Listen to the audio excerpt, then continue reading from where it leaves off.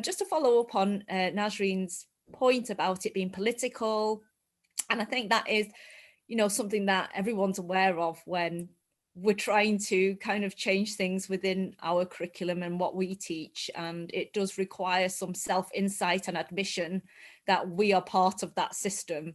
And, it's certainly made me look at my own teaching materials in a different light. And I noticed that you've used the term sorry, I knew I'd get it wrong, decolonizing the curriculum throughout. And it is quite, a politicized term, I guess you could say. And I wondered whether there had been some discussion over the usage of that term before kind of deciding that that was the way you wanted to go. Because that's what I think generally we've tended not to use that term so far in our discussions. Well, I suppose it's kind of how you define what that means.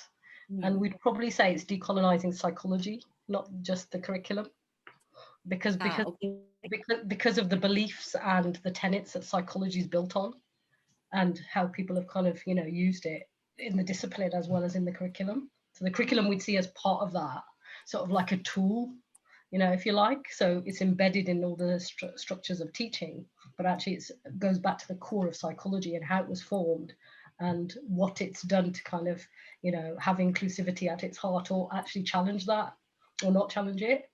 So I suppose it's a bit bigger than that. And then part of our role has been in the task force to look at the discipline of psychology and how diverse that is in applied psychology, if you look at postgraduate stuff. And it's not at all diverse, because of the way that the institutions are designed and the way that kind of recruitment is designed. So there's a lot of work to do in psychology that's bigger than the curriculum. So in some of the kind of applied psychologies, they're doing that work. So in clinical psychology, which is my profession, and Sue teaches on that, they're doing quite a lot of work on decolonizing clinical psychology, if you want to use that term. I personally think it doesn't matter about the term. I think this idea of the political is nonsense. Of course, psychology is political with a small p. That's complete nonsense to say that we're not political. How can you not be political? You don't have to be a critical psychologist or a social psychologist to be political. I'm not in either of those groups, but I'm still political with a small p, because I'm sitting in the task force. So I think the fact that people think BPS can't be political, it has to be political. Its own internal structures have kind of fought against that at times, but its second aim as a charity is political. So it can't get away from it. So I think the new strategy is much better in embracing that. There'll be interesting, next week we'll see how the members take to that, because they haven't seen the full version of the new strategy. So there will be a big range of views, and I'm sure people will be writing long letters to the BPS complaint. Go on, Sue. I think it also is a recognition that psychology began in the colonial era, or just the end of it, and that there are still roots of that in sort of branching all the way through the disciplines of psychology.